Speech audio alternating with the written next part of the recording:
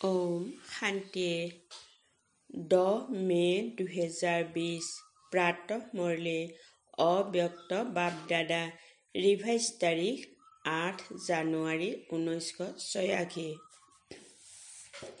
আজিৰ শীৰ্ষক বাক্য ধৰণীৰ পবিত্ৰ তৰা।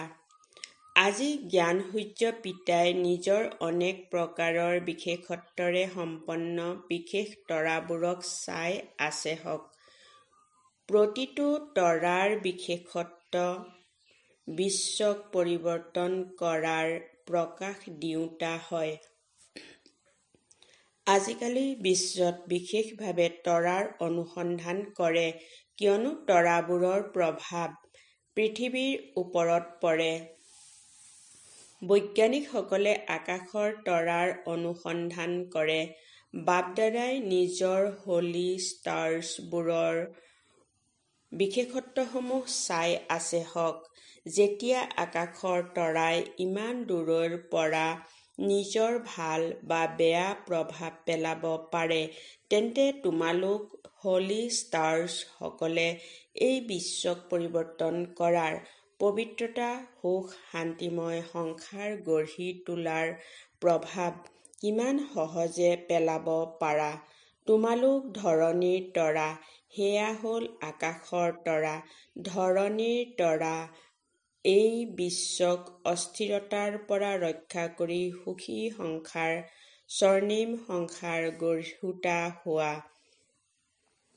এই সময়ত প্ৰকৃতি আৰু ব্যক্তি দুয়োটাই অস্থিৰতাৰ সৃষ্টি কৰাৰ নিমিত্ত হৈছে। কিন্তু তোমালোক পুৰুষোত্তম আত্মাসকলে বিশ্বক সুখৰ শ্বাস, শান্তিৰ শ্বাস দিয়াৰ নিমিত্ত হোৱা। তোমালোক ধৰণীৰ তৰাই সকলো আত্মাৰ সকলো আশা পূৰ্ণ কৰোতা প্ৰাপ্তিস্বৰূপ তৰা। সকলোৰে নিৰাশাক আশালৈ পৰিৱৰ্তন কৰোতা শ্ৰেষ্ঠ আশাৰ তৰা হোৱা। গতিকে নিজৰ শ্ৰেষ্ঠ প্ৰভাৱক পৰীক্ষা কৰা যে মোৰ শান্তিৰ তৰা, হোলীৰ তৰা, সুখৰ স্বৰূপ তৰাৰ, সৰ্বদা সফলতাৰ তৰাৰ, সকলো আশা পূৰ্ণ কৰোতা তৰাৰ, সন্তুষ্টতাৰ প্ৰভাৱশালী তৰাৰ প্ৰভাৱ পেলোৱাৰ জেউতি আৰু ৰেঙনি কিমান আছে, কিমানলৈকে প্ৰভাৱ পেলাই আছে, প্ৰভাৱৰ ক্ষিপ্ৰতা কিমান। যিদৰে সেই তৰাবোৰৰ স্পীড চেক কৰে, সেইদৰে নিজৰ প্ৰভাৱৰ স্পীড চেক নিজে কৰা, কিয়নো বিশ্বত এই সময়ত তোমালোক হোলী তৰাবোৰৰ আৱশ্যকতা আছে। সেয়েহে বাপ-দাদাই সকলো বিভিন্ন প্ৰকাৰৰ তৰাবোৰ চাই আছিল। এই আত্মিক তৰাবোৰৰ সংগঠন কিমান শ্ৰেষ্ঠ আৰু সুখদায়ী হয়। এইদৰে নিজকে চিকমিকাই থকা তৰা বুলি ভাবানে? যিদৰে সেই তৰাবোৰক চাবৰ বাবে কিমান ইচ্ছুক হয়। এতিয়া এনেকুৱা সময় আহি আছে যে তোমালোক হোলী তৰাবোৰক চাবৰ বাবে সকলো ইচ্ছুক হ'ব।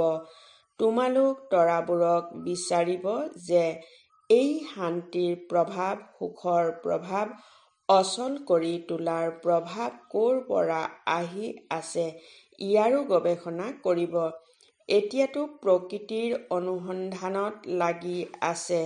যেতিয়া প্ৰকৃতিৰ অনুসন্ধান কৰি ভাগৰি যাব, তেতিয়া এই আত্মিক ৰিচাৰ্চ কৰাৰ সংকল্প উদয় হ'ব।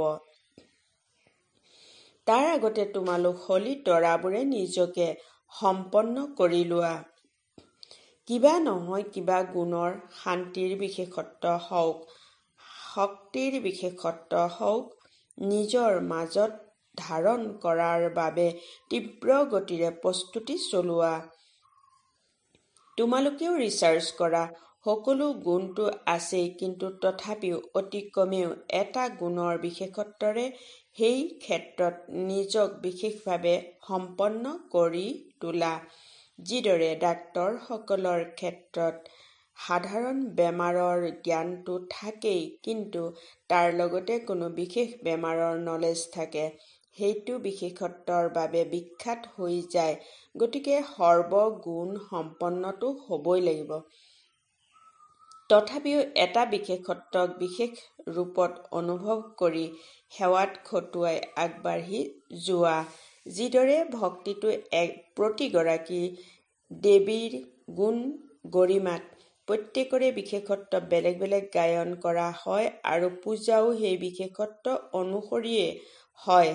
যিদৰে সৰস্বতীক বিশেষ বিদ্যাৰ দেৱী বুলি মান্যতা দিয়ে আৰু পূজা কৰে, লক্ষ্মীক ধনৰ দেৱী বুলি কৈ পূজা কৰে, এইদৰে নিজৰ মাজত সৰ্বগুণ সৰ্বশক্তি থকা স্বত্বেও এটা বিশেষত্বৰ ওপৰত বিশেষভাৱে ৰিচাৰ্চ কৰি নিজকে প্ৰভাৱশালী কৰি তোলা, এইটো বছৰত প্ৰতিটো গুণৰ প্ৰতিটো শক্তিৰ ওপৰত ৰিচাৰ্চ কৰা, প্ৰতিটো গুণৰ সূক্ষ্মতাত যোৱা।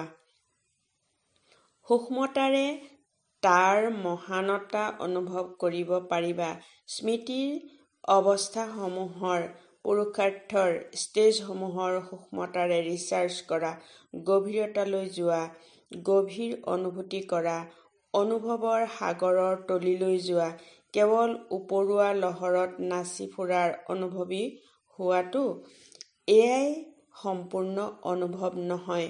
আৰু অধিক অন্তৰ্মুখী হৈ গূঢ় অনুভৱৰ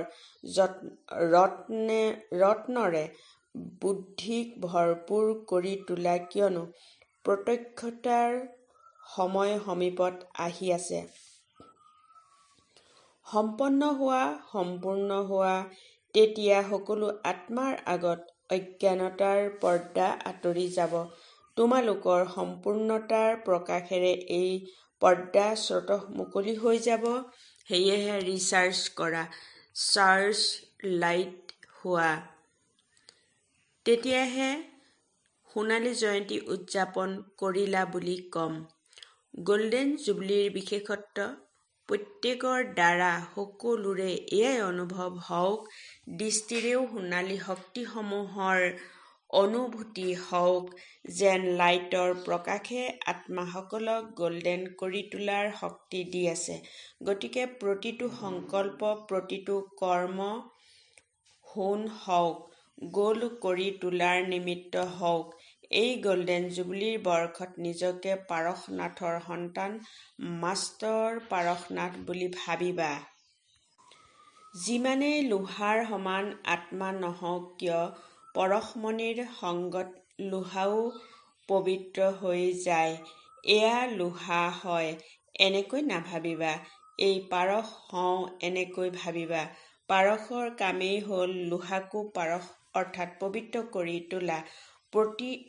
এইটোৱেই লক্ষ্য আৰু লক্ষণ সদায় স্মৃতিত ৰাখিবা। তেতিয়া হলি তৰাবোৰৰ প্ৰভাৱ বিশ্বৰ দৃষ্টিগোচৰ হ'ব। এতিয়াতো বেচেৰাসকল ভয়ভীত হৈ আছে, অমুক তৰাটি আহি আছে। আকৌ সুখী হ'ব যে হলি তৰাবোৰ আহি আছে। চতুৰ্দিশে বিশ্বত হলি তৰাবোৰৰ ৰিমঝিম অনুভৱ হ'ব। সকলোৰে মুখৰে এয়াই আৱাজ উচ্চাৰিত হ'ব যে ভাগ্যৱান তৰাবোৰ, সফলতাৰ তৰাবোৰ আহি গ'ল, সুখ শান্তিৰ তৰাবোৰ আহি গ'ল। এতিয়াতো দূৰবীণ লৈ চাই নহয় জানো, পাছত তৃতীয় নেত্ৰৰে দিব্য নেত্ৰৰে চাব। কিন্তু এই বছৰটি প্ৰস্তুতিৰ বাবে। ভালদৰে প্ৰস্তুতি চলাবা। বাৰু কাৰ্যসূচীত কি কৰিবা? বাপ-দাদাইও বতনত দৃশ্য জাগ্ৰত কৰিলে। দৃশ্য কি আছিল? কনফাৰেন্সৰ ষ্টেজতো বক্তাসকলকে বহোৱা হয় নহয় জানো? কনফাৰেন্সৰ ষ্টেজ অৰ্থাৎ স্পিকাৰসকলৰ ষ্টেজ। এই ৰূপৰেখা বনোৱা নহয়। বিষয়বস্তুৰ ওপৰত ভাষণটো সদায় দিয়া আৰু অধিক ভালকৈ দিয়া, কিন্তু এই গল্ডেন জুবলিত ভাষণৰ সময় কম হওক আৰু প্ৰভাৱ বেছি হওক। সেই সময়তে ভিন্ন ভিন্ন বক্তাই নিজৰ প্ৰভাৱশালী ভাষণ দিব পাৰে। তাৰ সেই ৰূপৰেখা কি হ'ব? এদিন বিশেষ আধা ঘণ্টাৰ বাবে এই প্ৰগ্ৰাম ৰাখা আৰু যিদৰে বাহিৰৰ সকলে বা বিশেষ ভাষণ দিয়াসকলে ভাষণ দিয়ে সেয়া লাগিলে হওক, কিন্তু আধা ঘণ্টাৰ কাৰণে এদিন ষ্টেজটো ভিন্ন ভিন্ন বয়সৰ, অৰ্থাৎ সৰু এটি ল'ৰা, এজনী কুমাৰী, এহাল পবিত্ৰ যুগল হওক, এহাল প্ৰবৃত্তিত থকা যুগল হওক, এজন বয়সস্থ হওক, তেওঁলোক ভিন্ন ভিন্ন চন্দ্ৰমাৰ দৰে ষ্টেজত বহি থাকক আৰু ষ্টেজৰ পোহৰ প্ৰখৰ নহওক, সাধাৰণ হওক, প্ৰত্যেকে গাইপতি ৩ মিনিটত নিজৰ বিশেষ গল্ডেন সোণালী ভাষ্য শুনাওক যে এই শ্ৰেষ্ঠ জীৱন গঢ়াৰ গল্ডেন ভাৰ্চন কি প্ৰাপ্ত হ'ল, যাৰ দ্বাৰা জীৱন গঢ়ি ল'লে। সৰু কুমাৰ অৰ্থাৎ ল'ৰা বা ছোৱালীয়ে শুনাওক, সৰু ল'ৰা ছোৱালীৰ বাবে কি গল্ডেন ভাৰ্চনছ প্ৰাপ্ত হ'ল, কুমাৰী জীৱনৰ বাবে কি গল্ডেন ভাৰ্চন প্ৰাপ্ত হ'ল, বাল ব্ৰহ্মচাৰী যুগলসকলে কি গল্ডেন ভাৰ্চন প্ৰাপ্ত কৰিলে, আৰু প্ৰবৃত্তিত থকা ট্ৰাষ্টি অৰ্থাৎ নিমিত্ত আত্মাসকলে কি গল্ডেন ভাৰ্চনছ প্ৰাপ্ত কৰিলে, বয়সস্থসকলে কি গল্ডেন ভাৰ্চনছ প্ৰাপ্ত কৰিলে, তেওঁলোকে গাইপতি ৩ মিনিটকৈ কওক, কিন্তু শেষত গল্ডেন ভাৰ্চন শ্লোগানৰ ৰূপত গোটেই সভাখনে আওৰাওক আৰু যাৰ কোৱাৰ পাল পৰে তেওঁৰ ওপৰত বিশেষ লাইট অৰ্থাৎ পোহৰ দিয়া হওক। তেতিয়া শ্ৰোতা সকলোৰে ধ্যান তেওঁৰ ফালে যাব। চাইলেন্সৰ প্ৰভাৱ হওক, এই যিদৰে কোনোবাই নাটক কৰে তেনেকুৱা চিন হওক, ভাষণ দিয়ক, কিন্তু সেয়া দৃশ্যৰ ৰূপত হওক আৰু কমকৈ কওক। ৩ মিনিটতকৈ অধিক ক'ব নালাগে। আগৰ পৰাই সাজু হৈ থাকক আৰু দ্বিতীয় দিনা আকৌ এনেকুৱা ৰূপৰেখাৰে ভিন্ন ভিন্ন বৰ্গৰ হওক। উদাহৰণস্বৰূপে কোনোবা ডাক্তৰ হওক, কোনোবা ব্যৱসায়ী হওক, অফিচাৰ হওক, এইদৰে ভিন্ন ভিন্ন বৰ্গৰ লোকে গাইপতি ৩ মিনিট কওক যে অফিচাৰৰ ডিউটি পালন কৰিও কোনটো মুখ্য গল্ডেন ধাৰণাৰে কাৰ্যত সফল হয়, সেই সফলতাৰ মুখ্য পইণ্ট গল্ডেন ভাৰ্চনৰ ৰূপত শুনাওক। হওঁতে ভাষণেই হ'ব, কিন্তু ৰূপৰেখা অলপ ভিন্ন প্ৰকাৰৰ হ'লে এই ঈশ্বৰীয় জ্ঞান কিমান বিশাল আৰু প্ৰতিটো বৰ্গৰ কাৰণে বিশেষত্ব কি, সেই অনুভৱ ৩ মিনিটকৈ অনুভৱৰ ৰীতিৰে শুনাব লাগে। কিন্তু অনেকে যাতে অনুভৱ কৰে বাতাবৰণ এনেকুৱা চাইলেন্সৰ হওক যে শুনোতাসকলৰো ক'বলৈ অস্থিৰ হোৱাৰ সাহস নহয়। প্ৰত্যেক ব্ৰাহ্মণে এইটো লক্ষ্য ৰাখক যে যিমান সময় প্ৰগ্ৰাম চলে সিমান সময় যিদৰে ট্ৰেফিক ব্ৰেকৰ ৰেকৰ্ড বাজে তেতিয়াও সকলোৱে একেই চাইলেন্সৰ বায়ুমণ্ডল সৃষ্টি কৰে। সেইদৰে এইবাৰ এই বায়ুমণ্ডলক পাৱাৰফুল কৰি তুলিবলৈ মুখৰ ভাষণ নহয়, কিন্তু শান্তিৰ ভাষণ কৰিব লাগে। ময়ো বক্তা হওঁ, বান্ধ খাই আছো। শান্তিৰ ভাষাও কম নহয়। এই ব্ৰাহ্মণসকলৰ বাতাবৰণে আনকো সেইটো অনুভূতিত লৈ আহে। যিমান দূৰ সম্ভৱ বাকী কাৰবাৰ সমাপ্ত কৰি সভাৰ সময়ত সকলো ব্ৰাহ্মণে বায়ুমণ্ডল গঢ়ি তোলাৰ সহযোগ দিবই লাগে।